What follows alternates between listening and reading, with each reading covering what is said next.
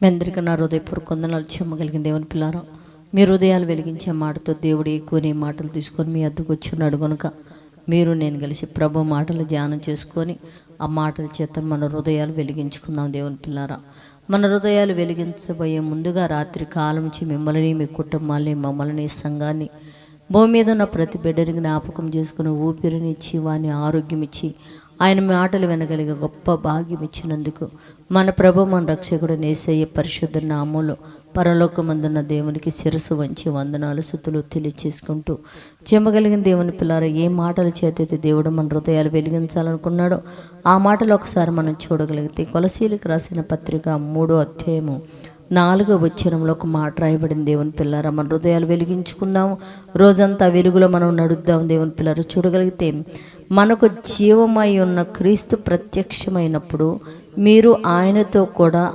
మహిమయందు ప్రత్యక్షపరచబడుదురు అని రాయబడింది. దేవుని పిల్లారా, అంటే క్రీస్తు అంటాం ప్రత్యక్షమైనప్పుడు. ఎప్పుడు ప్రత్యక్షమవుతాడు? యేసయ్య రాకడలో, అంటే రెండో రాకడలో. ఈ రెండో రాకడ వచ్చినప్పుడు భూమి మీద ఏ నరుడో ఉండడు.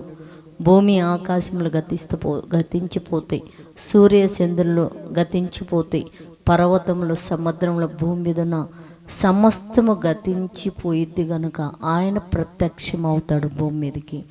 యేసయ్య ప్రత్యక్షమైనప్పుడు ఎవరైతే, అందుకని ఇక్కడ చెప్తున్నాడు, ఎవరైతే మనకు జీవమై ఉన్న యేసు ప్రత్యక్షమైనప్పుడు ఎవరైతే యేసుక్రీస్తును అంగీకరించి ఆ జీవములో పాలిభాగం కలిగి ఉన్నారో, ఆయన శ్రమలో పాలిభాగం కలిగి ఉన్నారో, ఆయన మరణములో పాలిభాగం కలిగి ఉన్నారో, ఆ జీవమైన యేసు ప్రత్యక్షమైనప్పుడంట మనం అందరము కూడా అంట ఆయనతో పాటు మహిమలో ప్రవేశిస్తాము, మహిమలో ప్రత్యక్షమైపోతామని చెప్తున్నాడు. దేవుని పిల్లరా, కనుక భూమి మీద ఉన్న ఏ బిడ్డ కూడా విడువబడకుండా క్రీస్తు రాకడలో ఆయన మహిమలో ప్రత్యక్షమయ్యే వారిగా ఉండినట్లు, మారునట్లు ప్రార్థన చేద్దాం.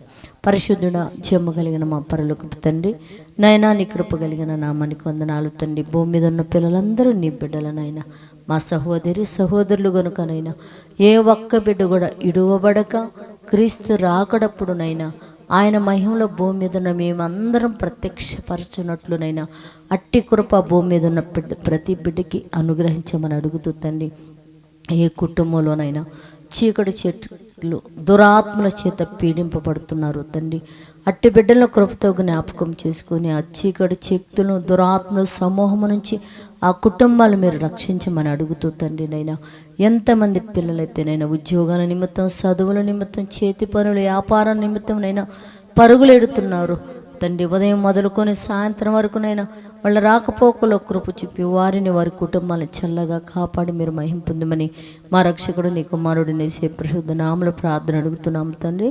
ఆమేన్. మీ అందరికీ నా హృదయపూర్వక వందనములు, ధన్యవాదాలు.